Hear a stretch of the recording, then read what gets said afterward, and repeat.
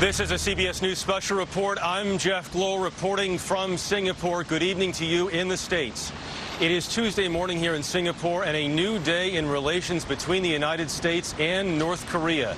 President Trump and Kim Jong-un have arrived at the Capella Hotel on the island of Sentosa for their historic summit. The main goal here, an agreement to rid the Korean peninsula of nuclear weapons, or at least start down that road.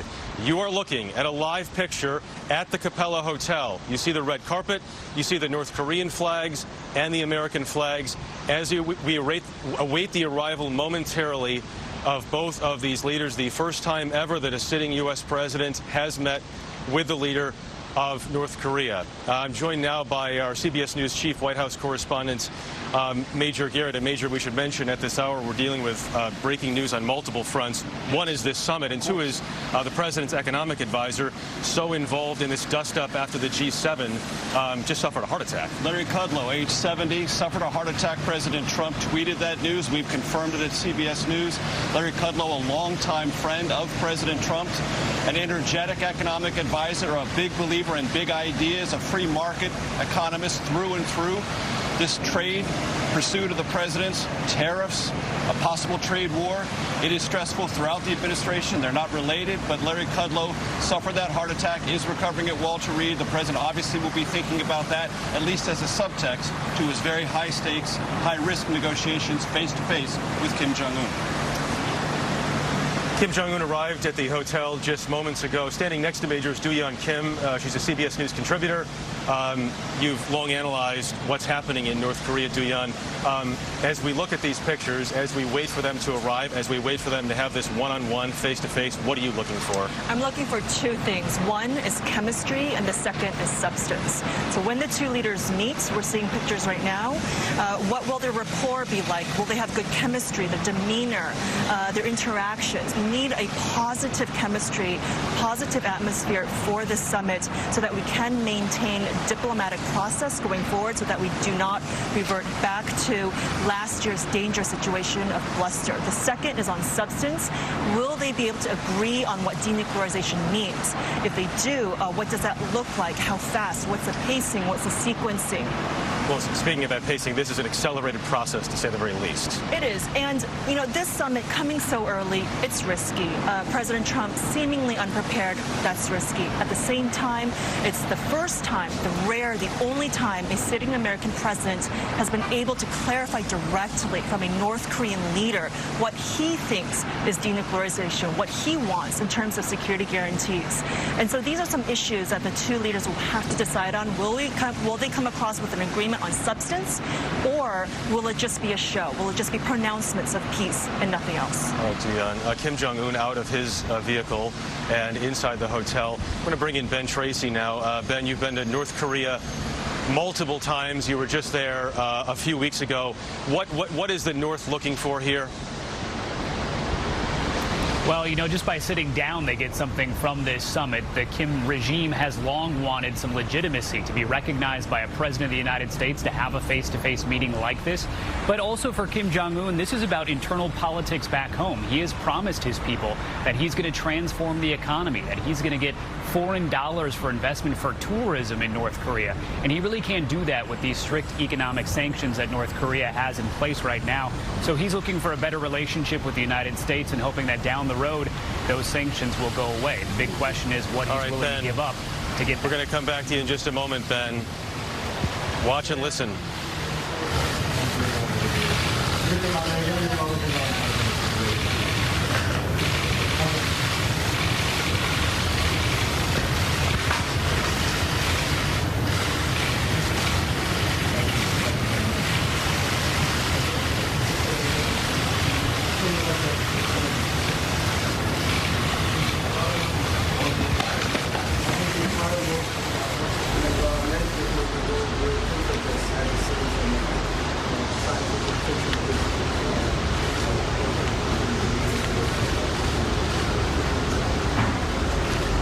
There's the meeting we have all been waiting for as President Trump and Kim Jong-un shake hands.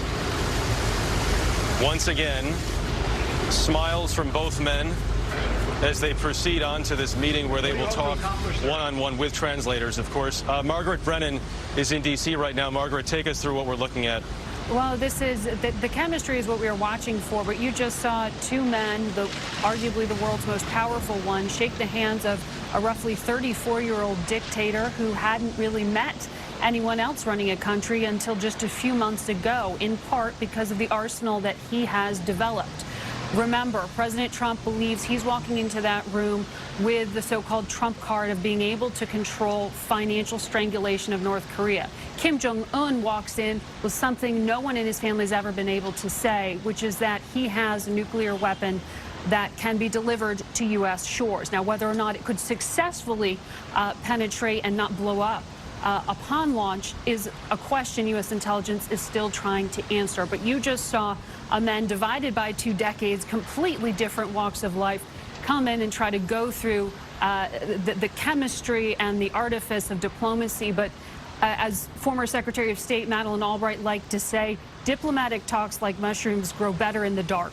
This is an upside-down process.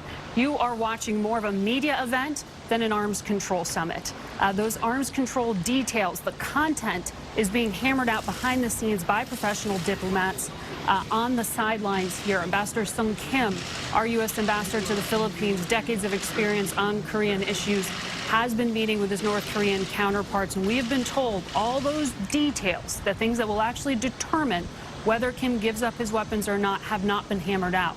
But ultimately, the reason President Trump is taking this high-risk, high-reward gamble is because the only person who matters in North Korea in terms of decision-making is the man he's walking with shoulder to shoulder with right now. That approximately 34-year-old who has been running his country since 2011, Jeff. Less than half President Trump's age. The president turned 72 this week, and we do believe Kim Jong-un is about 34 years old. We saw the cameras that are there that were allowed on site scurry up to try to capture whatever they could as these two men now talk. Major Margaret talked about this upside-down process.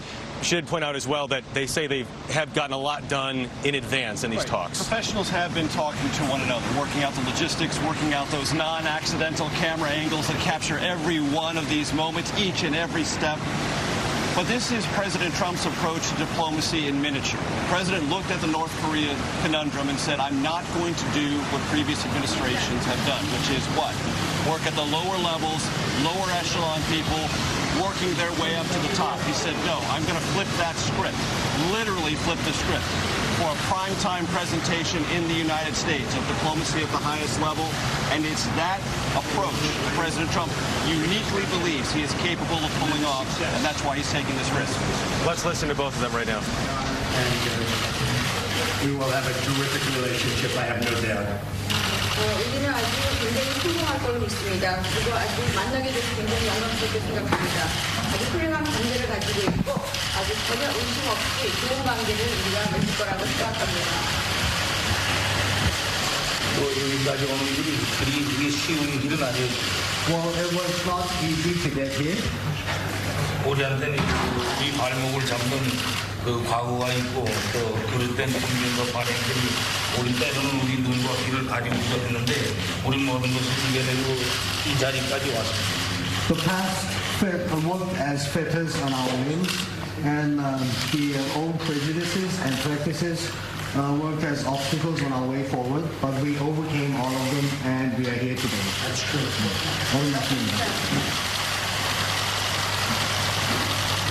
Thank you very much, everybody. Thank you. Thank you very much. Thank you. This way. Thank you. Thank you, sir. 여기가 대단한 I'll tell you when we got Okay.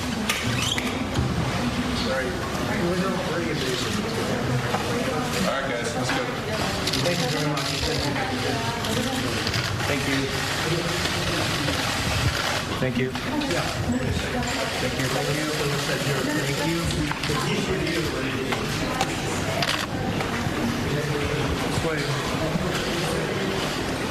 Okay, so what you're watching right now is the cameras then being hustled out of the room as they just captured the greeting, the sit-down greeting. What I counted was at least the third handshake between President Trump and Kim Jong-un. We heard a little bit of what President Trump said. He said he thought they were going to have a terrific relationship. Do-yoon Kim is back with us as well. What else did we hear from? So what stood out to me were two things. The first handshake, Kim Jong-un's expression. Yes, he had a smile, but it was not ear to ear. He did not have that charismatic, statesman-like feel to his gestures like he did with South Korean President Moon Jae-in. So you can tell he's a bit more reserved. He's got his A game on. He's serious going into this negotiation. The second thing that I've noticed is when Kim Jong-un spoke, he implied a new relationship. So for him, a new relationship with the United States is what he's after. Now that's very comprehensive, but that's his approach. That's his way of getting to all the details of peace, nuclear issue, security issue, and all the rest. Major, these pictures can certainly be looked at 1,000 different ways. 1,000 different ways. And one thing I want to impress upon our audience, keep in mind the aspect of unpredictability. President Trump loves to be unpredictable. They have a choreographed 45-minute encounter. I'm going to tell you now, brace yourself for an hour, 2 hours. They have announced departure times today here from Singapore. It would not shock me at all if after a while there comes an announcement, oh, they're going to stay a little bit longer, they're working through things.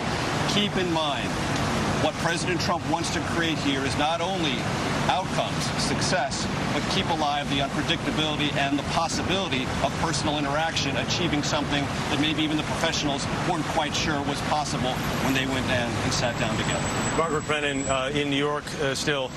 Margaret, so 45 minutes was the guidance. We are told more now, never mind time for translators. Right. As you know, because everything has to go through those translators, those are the two other individuals you saw on either side of the leaders sitting there. It takes quite a lot longer just to get through very basic conversations. This is the first time they've met. We don't know if, in fact, it's the first time they've spoken or not. There was some question whether they'd had direct communication. They have exchanged letters. We know that. Through their representatives, Secretary of State Mike Pompeo delivered a note from President Trump, and we know President Trump showed that letter that Kim Jong-un had sent to him when his representative came to the White House. Now, keep in mind, Jeff, remember the president said he would know in the very first minute whether or not these talks were going to be successful or not. So whatever it is that the president said he was looking for, perhaps his mind is made up, but at least to the cameras, he said he thinks they're going to have a great discussion. He said it's a terrific relationship. He is confident of that. Through his translator, we heard Kim Jong-un say, old prejudices were obstacles, but we overcame them and we are here today. Those old prejudices, some of that had to do with experience. No U.S. president wanted to sit down while in office with Kim Jong-un or his predecessors because of this record of agreeing to and then breaking or cheating on diplomatic details. President Bill Clinton was burned by that. President George Bush was the one who accused Kim Jong-il, Kim Jong-un's father, of breaking the last accord. And so you've had over time this experience that has only gone south and gone south rather quickly. With Kim Jong-un, he is young. The gamble here is that President Trump wants to see if all of his U.S. intelligence advisors are wrong. They have told him in that official U.S. intelligence estimate this year that Kim Jong-un's regime believes these weapons are key to his regime's survival, and he will not be willing to negotiate them. President Trump is trying to change his calculus, tell him you can stay in power, and this is how I'm going to give you those security assurances.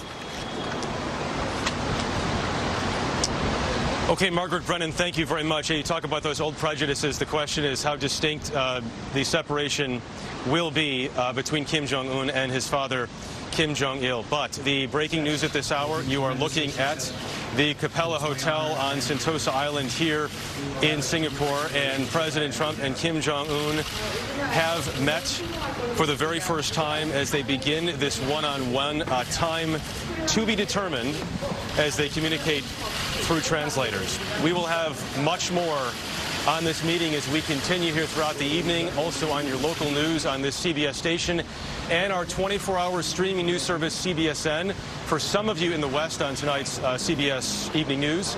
Till then, I'm Jeff Glor, CBS News, in Singapore. For many of you, the CBS primetime schedule continues in just a moment. For news 24 hours a day, go to CBSNews.com.